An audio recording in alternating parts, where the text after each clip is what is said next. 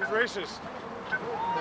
Who's racist? Trump supporters are racist. No? Who's racist? Trump supporters are racist. Why? Because you say so? Not because I say so, but because they support racist policies. Why, what's racist? We can look at his standards on immigration. How What stance on immigration is racist? he separates show immigrants. It's It's not It's racist not to racist. separate brown No. kids from their families. not racist. No, at he the separates border, everybody. It's not racist. but it Doesn't matter what disproportionately affects brown. Oh, disproportionately. That's who's coming over the border. It's disproportionately brown people. You understand that, right? It's not disproportionate. That's who's coming. You understand, right? You see how that works? But cruelty is It's the math. The It's not concentration disproportionate. camps that they keep them in, There's no if they keep concentration them- camps. There is concentration. There's Do you no want me to read- concentration Sir, camps. but Do you understand what a Do you want me to read concentration you the camp is? concentration of a Do you know concentration? what a I do know what a concentration concentration camp is. There's no concentration camps in America. A concentration There's camp no is somewhere that they concentration keep camps a in group of ethnic, racial, or political They're not keeping minorities. Anybody for the sake- except for people that are coming over Yeah, our okay, border. no, they You are understand keeping that? people in- Anybody that's they coming are keeping over people in- our border They are is keeping being people in detained.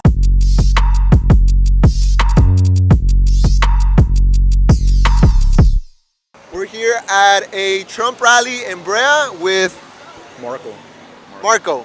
So I see you're here with a lot of your young friends. What do you think Trump's appeal is to young people? Appeal to young people?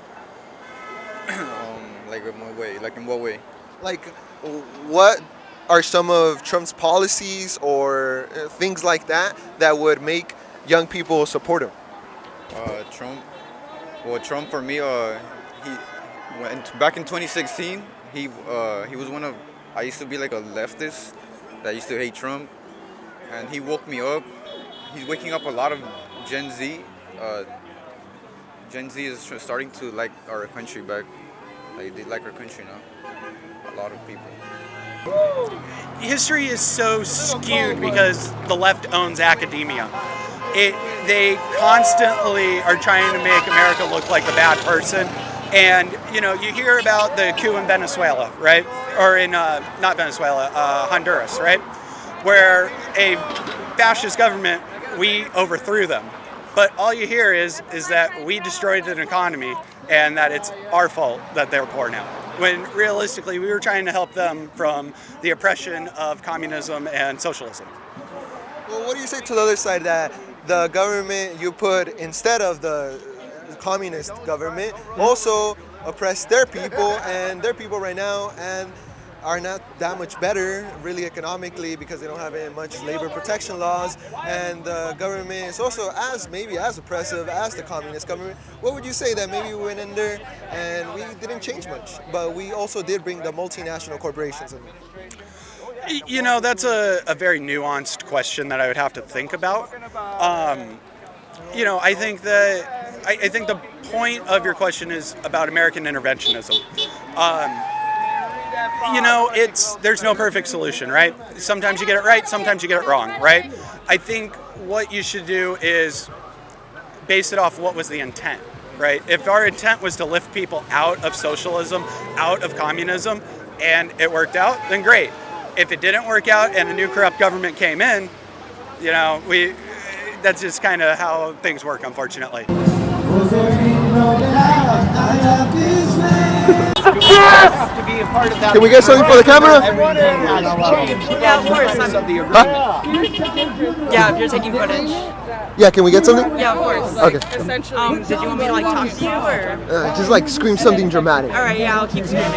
So there's not a safe way. Hard to think of things to scream sometimes. I think it's just now walking the line to I guess my point is that, But don't you think some of the people on the other side of the border, because of U.S. intervention, turning over governments in Guatemala, in El Salvador, in Nicaragua, and our international treaties that have impoverished Mexican farmers and driven them to the inner cities, and our war on drugs that has exacerbated the drug problem they have there, and the way that we used to give funding to them to help them support them, their financial causes, and then we take it away. Don't you think those three things, it's like if someone went into more your... than three, but go yeah, ahead. way more. It's like if someone went into your home and, maybe You know killed what? your dad. Here's what you gotta do. You gotta fight for your country. That's why you have to have patriots in your fucking country Got that it. are willing to fight and die for your country. That's what you got to do. You have to willing to have some balls, stand up, and fight for your country. That's what you need to do, is go back to your country and fight for your country. Fight for your women, fight for your children, fight for your grandchildren, fight for your country, whatever country you live in. God bless you and your country, and we support you. That's what America's about. We're about life and liberty and the pursuit of happiness. And we support everybody in Hong Kong who's fighting for life and liberty right now. Anywhere that they're standing up against communism and the oppressive governments of this world, that's who America, that's what we're about. I don't give a hell what anybody else says we're racist or anything else because we love our country. That's bullshit. And that's it. So the people in these impoverished countries should be more patriotic against fight for their country. Against when the U.S. as the greatest power on earth. Fight against the U.S. and your country. So there's Stand up against the United States. If you think that we're so bad, fight against the United States and your country. So these small countries have to stand up to the greatest superpower the world has ever seen? That's right. That's exactly what America did to Britain in 1776, and that's why we're America. That's why we have American patriots, because we stood up against the greatest superpower in the world. Oh, I get excited. Anger is probably the problem. Yeah, something like that. I think it's called, what would you call it? I know there's a religious term for it. Something like that, yeah. White male rage. White male rage. Yeah, that's what it is. White male rage. It looks like the presidential race is going to be shaped out to be Bernie versus Trump. What's your opinion on that?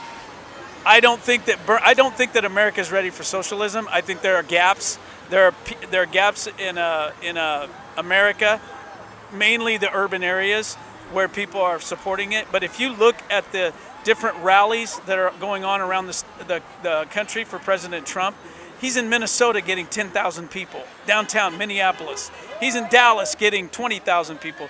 He just had a rally in Colorado. There was 15,000 people. There's all these rallies because the people are coming out from all over the state, and they're seeing what our great president is doing, and they want to support him in those efforts. And so I don't think Bernie Sanders has a chance. I really don't. I think that America's not ready for a socialist president. To be fair to the leftists out there, whoever's watching, Bernie did have a rally of 27,000 people in New York and over 17,000 in Tacoma. I understand that. I'm not saying that that's not. It's actually a fact. And just one last question. How would you describe the Trump economy? I mean, it's going gangbusters, man. Record low unemployment, record high stock markets, regulations are going away, businesses, manufacturing jobs are coming back here to America. It's just great. It's awesome. Just a little pushback, because my friends on the left would argue, I think they would argue, that don't you think, yes, we have low unemployment rates, and that does help, but don't you think the quality of jobs that we have, because Cornell University has came out with a job quality index, and that shows that the job quality in our country is at its lowest in many decades. Don't you think job quality is important too? Yeah, absolutely. And I would have to look into that study to see what exactly they're trying to say. But what I can say is that under Trump, I went from being an unemployed fast food worker to having a corporate job where I can actually provide for my family, right? That didn't happen under Obama. It happened under Trump. And I would say that just overall, in the trends of the economy, in consumer confidence, in all these different assets, everything is going up, right? And so, of course, the left is going to try to go ahead and cherry pick the one or two things that may not be 100% rosy to blow it up and say, look, this is a failure because of one little blemish, right? So, no, I am 100% confident that the Trump economy is good. He's going to get reelected. It's going to be 4 more years of it, and I'm excited to see where America's going to be at the end of that 4 years.